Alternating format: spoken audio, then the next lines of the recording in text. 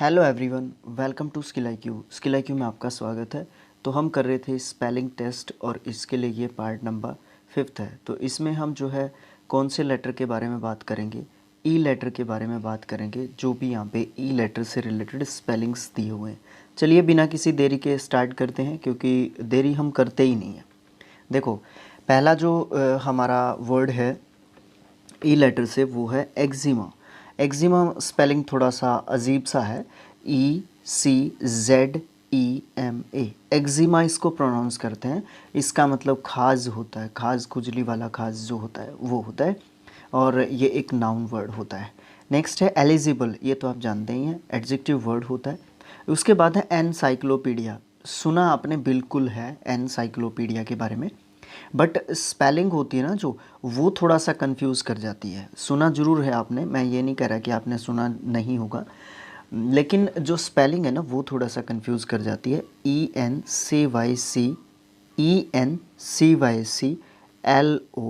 उसके बाद एनसाइक्लो, और पीडिया तो आसानी से याद हो जाता है। ठीक है, इस तरीके से एनसाइक्लो, वैसे एन को अलग रख सकते हो, साइक्लो को अलग अलग रख सकते हो, और पीडिया को अलग रख सकते हो। इस तरीके से 3 सिलेबल में अगर हम इसको तोड़ के करेंगे तो आसानी से याद होने की पॉसिबिलिटी है।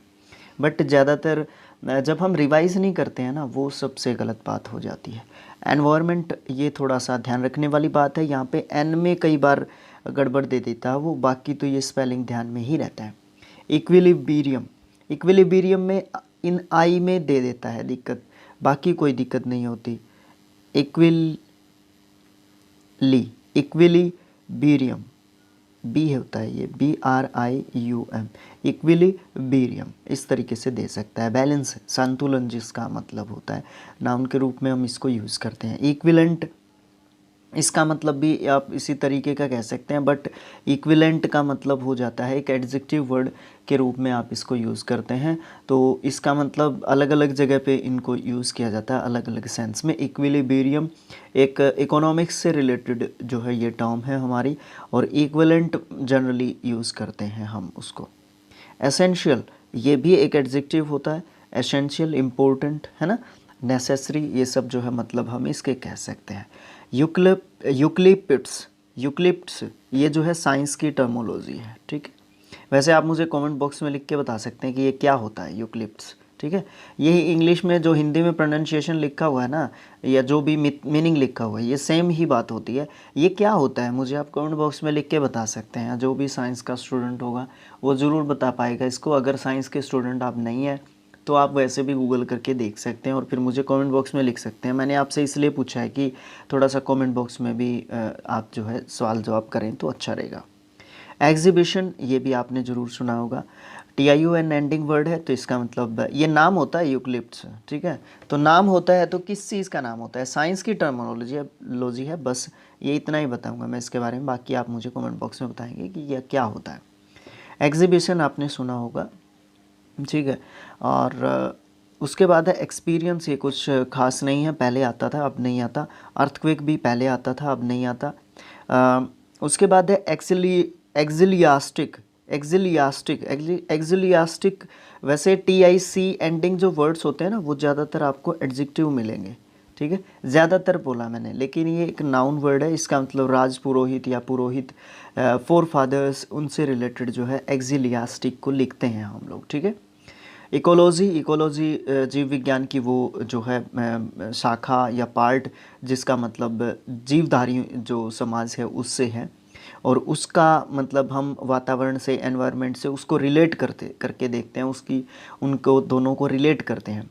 एक जिंदा व्यक्ति को, और एक जिंदा व्यक्ति मतलब एनिमल्स, क्रिएचर्स, इसमें सब शामिल हैं, उनके साथ जो है एनवायरनमेंट की जो प्रोसेस होती है उसको करवाते हैं, तो वो इकोलॉजी के थ्रू होती है। ठीक है, इफेमिनेट एडजेक्टिव वर्ड होता है, नारी के जैसा, मतलब पुरुषों की कई पुरुष जो होते हैं उनकी ऐसी आदतें होती हैं कि वो चलते बोलते करतब उनके इसी तरीके के होते हैं कि वो जैसे नारी हो, मतलब इफेमिनेट यूज़ करते हैं उसके लिए वर्ड। उसके बाद एफिशिएंट एडजेक्टिव के रूप में यूज़ करते हैं। योग्यता, इसका मतलब आप समझ सकते हैं। आइदर को दो तरीके से यूज़ करते हैं, एक तो प्रोनाउन के रूप में भी यूज़ करते हैं, एक एडजेक्टिव के रूप में भी यूज़ करते हैं। मीनिंग दोनों जगह पे सेम रहता है। दो में से कोई भी एक चीज़ को हम क्या कहते हैं, आइदर कहते हैं। एलिजिबिलिटी नाउन के रूप में यूज़ करते हैं, ये भी योग्यता होती है। तो आप मुझे ये बताएंगे कि जो दोनों योग्यता है, एफिशिएंट है और एलिजिबिलिटी है, इनमें क्या डिफरेंस है? ठीक है, अगर आप नहीं बताएंगे तो मुझे बता देना, मैं इसके लिए शॉर्ट वीडियो बना के डाल दूंगा। ठीक है, एलिजिबिलिटी और एफिशिएंट में क्या डिफरेंस है? देखो पार्ट ऑफ स्पीच का तो है ही। ठीक है, TITY या TY एंडिंग वर्ड्स जो है नाउन्स होते हैं, और एफिशिएंट जो है यहाँ पे एडजेक्टिव है। ये तो एक डिफरेंस है, ये तो हमें भी दिख रहा है, बट इसके अलावा क्या डिफरेंस होता है इन दोनों में, ये आप मुझे कमेंट बॉक्स में लिख के बताएंगे। नेक्स्ट वर्ड है इमेंसिपेशन। नाउन वर्ड है इमेंसिपेशन, इसका मतलब मोक्ष होता है। मोक्ष मतलब मोह माया से दूर हो जाना, वो वाला मोक्ष होता है इमेंसिपेशन। इसका स्पेलिंग थोड़ा सा याद रखना ज़रूरी है, इमेंसिपेशन। ठीक है, दो सिलेबल में तोड़ के आप कर सकते हैं, या फिर इमेन और सी और फिर पेशन में भी कर सकते हैं, आपकी मर्ज़ी है। आप जिस तरीके से ध्यान रख सकते हैं, वो जो तरीका आपको सूटेबल लगे ना, वो अपना सकते हैं। नेक्स्ट वर्ड है हमारा एम्ब्रेसमेंट। एम्ब्रेसमेंट या एम्ब्रासमेंट भी आप इसको कहेंगे। MENT एंडिंग वर्ड है, तो इसका मतलब आप नाउन कह सकते हैं इसको। इसका मतलब बेचैनी, व्याकुलता, ये सब मतलब आप कह सकते हैं। जब ये दो तरीके की आप एक से तरीके से कह सकते हैं। एक तो लज्जाना, शर्माना वाली व्याकुलता सी कह सकते हैं, या एक आप आतुर हैं किसी भी चीज़ को प्राप्त करने के लिए।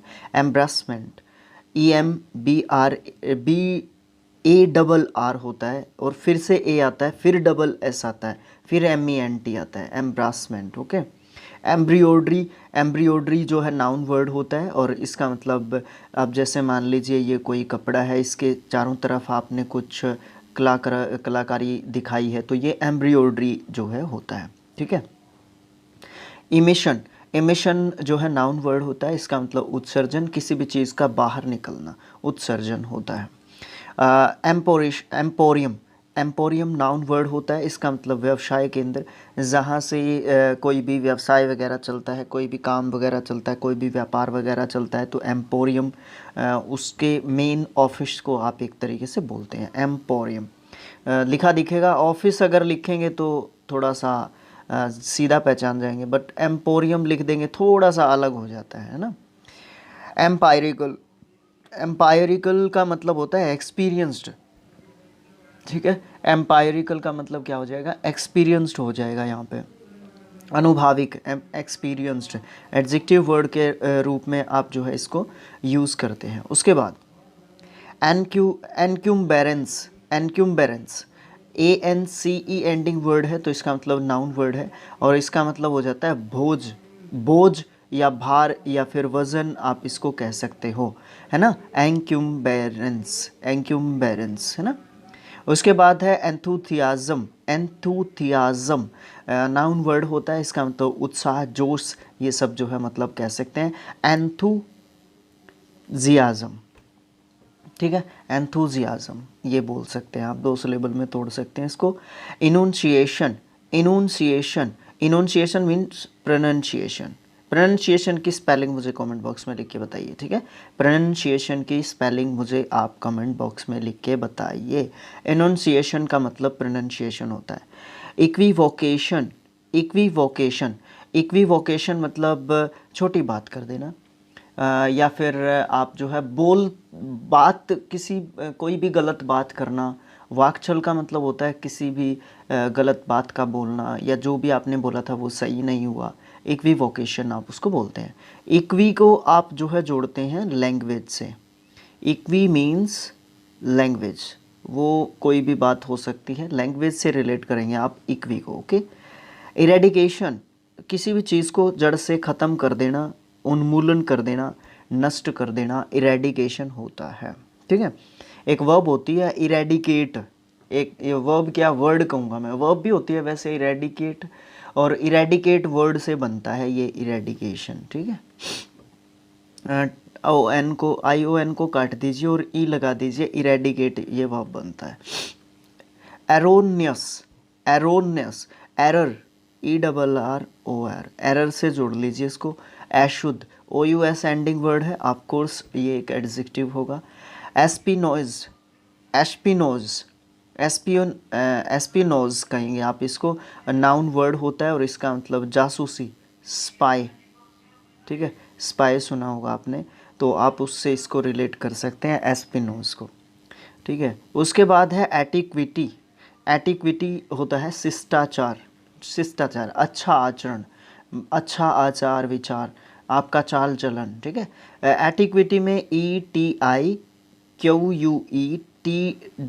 आता है बस, और एटिक्विटी, एटिक्विटी, एटिक्विटी 3 सिलेबल में कर सकते हैं, बट ये पूरा एक सिलेबल में रखना, क्वी टी, फिर उसके बाद बोलना, क्वी जल्दी बोलना, फिर टी पे पूरा जोर लगाना, है ना। इस तरीके से हम इसको जल्दी सीख सकते हैं। नेक्स्ट है हमारा एक्सएग्रेशन। एक्सएग्रेशन नाउन वर्ड होता है, मतलब बढ़ा चढ़ा के किसी भी बात को बोलना, अतिशयोक्ति, किसी भी बात को बढ़ा चढ़ा के बोलना, एक्सएग्रेशन होता है। डबल जी का ध्यान रखना होता है, पहले ये वर्ड काफ़ी पूछा जाता था, बट आजकल थोड़ा सा इसका जो वेटेज है वो कम हो चुका है।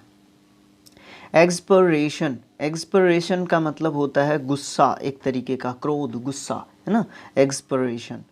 कुछ खास वर्ड नहीं है, बट थोड़ा सा ध्यान देना ज़रूरी है, ताकि अगर ऑप्शंस आ जाएं तो हम उसमें से इसको टैकल कर सकते हैं। कई बार है ना, दे देता है ऐसे वर्ड्स, या वैसे भी ऑप्शंस में आ जाता है, एंटोनियम सिनोनिम में आ गया या कहीं पे भी आ गया, तो कई बार इस तरीके के वर्ड्स जो है पैसेज में हमें देखने को मिलते हैं, ठीक है।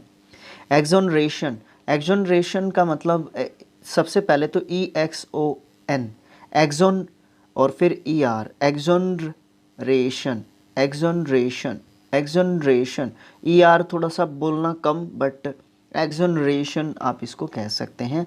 और इसका मतलब क्या हो जाता है, इसका मतलब कोई भी, मतलब आपने अपराध किया था, या कोई भी आपसे गलती हो गई थी, या अपराध किया था आपने, तो उससे आपको है ना छुटकारा मिल जाता है, तो आप जो है एक्सोनरेशन हो गए हैं। अपराध या फिर अपना जो भी आपका, या फिर आपकी कोई रिस्पॉन्सिबिलिटी थी, ठीक है, आपकी कोई रिस्पॉन्सिबिलिटी थी वो आपने पूरी कर दी है, तो आप एक्सोनरेशन हो गए हैं, अपनी रिस्पॉन्सिबिलिटी से भी आप जो है पार हो चुके हैं। दोनों अलग अलग चीज़ें हैं, अपराध एक अलग चीज़ होती है, और उत्तरदायित्व यानी कि रिस्पॉन्सिबिलिटी एक अलग चीज़ होती है। लास्ट वर्ड होगा आज का 35th, एक्सपेडिएंट। एक्सपेडिएंट का मतलब होता है बेनिफिशियल, एक्सपेडिएंट, ठीक है। एक्सपेडिएंट, एक्सपेडिएंट एडजेक्टिव वर्ड होता है, इसका मतलब होता है बेनिफिशियल, या फिर आप इसको कह सकते हैं लाभदायक, आपको इससे क्या लाभ हो रहा है, क्या क्या मतलब अच्छा क्या हो रहा है इससे, ठीक है। तो आज के लिए इतना ही। नेक्स्ट लेटर की बात करेंगे नेक्स्ट जो हमारा वीडियो होगा उसमें, जिसमें हम ऐप से रिलेटेड वर्ड्स के बारे में जानकारी प्राप्त करेंगे। वीडियो अच्छा लगा तो आप चैनल को सब्सक्राइब कर सकते हैं, वीडियोस को शेयर कर सकते हैं, फेसबुक पेज को लाइक कर सकते हैं, सेम वीडियोस वहाँ पे भी आपको देखने को मिलते हैं। तो thanks for watching again, thank you so much.